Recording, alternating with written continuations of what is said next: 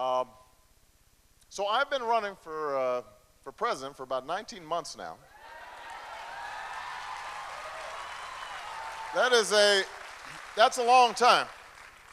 That means there are babies that have been born and are now walking and talking since I started running for office. And as I travel across the country, people ask me, what have you learned? What impressions do you have about America after traveling all this time? And I say, well, first of all, America's big. We've got, I've been to 49 of the 50 states campaigning. I have to say the one I missed was Alaska, which, I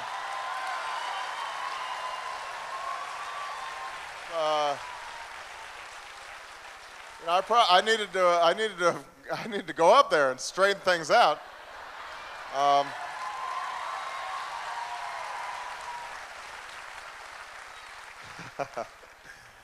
But as you travel across the country, first of all, you're reminded of what a beautiful country we have, what a beautiful land.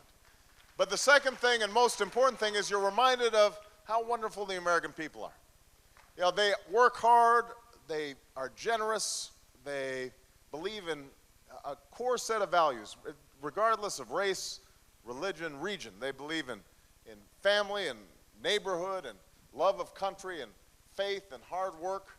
And most importantly, they believe in looking out for one another and sacrificing for future generations. And the third thing that you realize is the American people are nervous. They're anxious. They're worried, and some are scared about an uncertain future and a lack of leadership in facing the challenges of the 21st century. I don't have to tell Michigan what's happening. We just saw an increase in the national unemployment rate, went up to 6.1%, the highest in 5 years, but Michigan's is over 8%. I just came from Flint, where it's 12.3%, twice the national average. So you've seen hundreds of thousands of manufacturing jobs shipped overseas. The jobs that have remained aren't offering higher wages or higher incomes. What's happened over the last 8 years, the average family income has gone down $2,000. When Bill Clinton was president in the 90s, it went up $7,500. And so less money's coming in. People's jobs are more insecure. They're losing their health care. They're losing their pensions. At the same time as the costs of everything from health care to college education to gas at the pump to food in the grocery stores have all skyrocketed. And so at the end of every month, people are sitting around the kitchen table trying to figure out whether the bills are going to add up, whether they can keep going. And for a while, people were borrowing against their homes.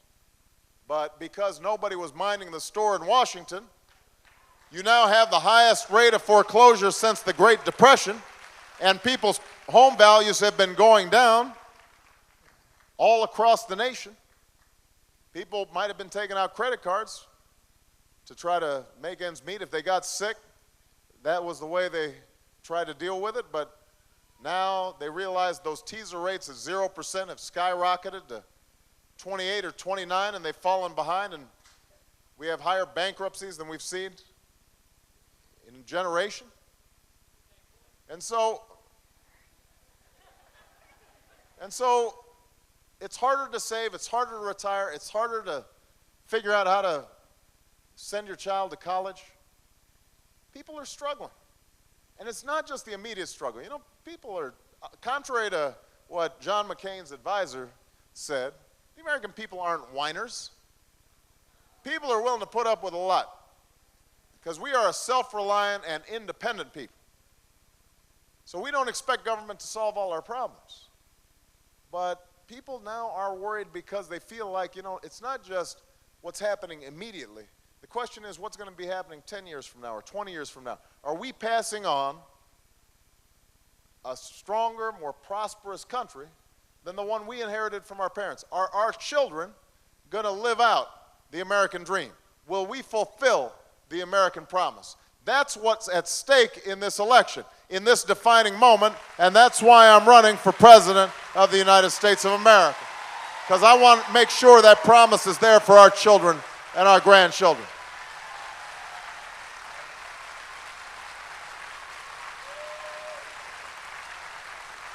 Now,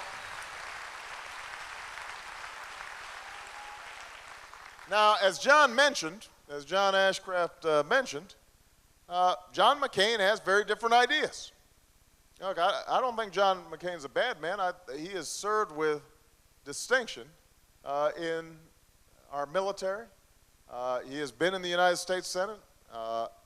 And so, you know, I don't think that he's somebody who doesn't care, but he doesn't seem to know what ordinary families are going through. He seems to be out of touch. When he says that the economy's made great progress under George Bush, he must not be talking to people here in Michigan. When he says that the fundamentals of the economy are sound, he must not be talking to the people of Michigan. When he brags about having voted with George W. Bush 90% of the time, then what kind of judgment does that show? I don't know about you, but I don't want to take a 10% chance on change. We need 100% guarantee that things are going to change. And you're not going to get it with John McCain.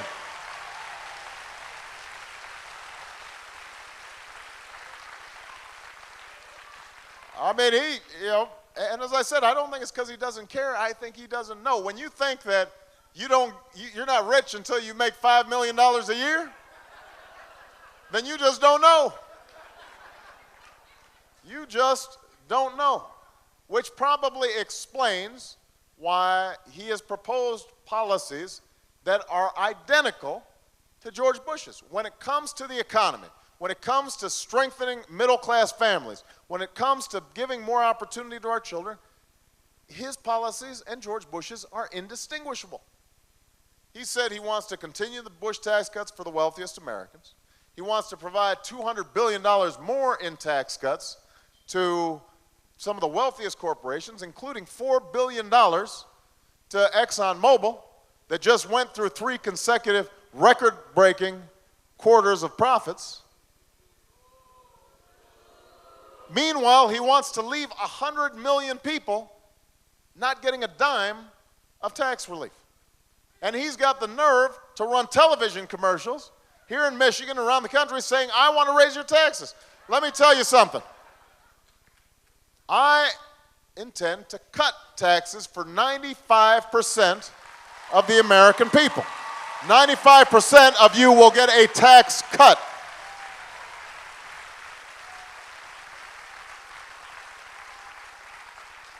My plan would provide 95% of the American people a tax cut. If you're a senior citizen, we're not even going to tax your Social Security if you make $50,000 a year or less. If you're a homeowner who doesn't itemize, we're going to give you an additional break on your mortgage so to shave some points so that you're paying a little bit less on your interest and you're more likely to stay in your home. Ordinary families, $1,000 per family to help defray the costs of higher gas and higher fuel prices and to stimulate the economy at a time that we need it, making the tax code more fair and more balanced. That's change.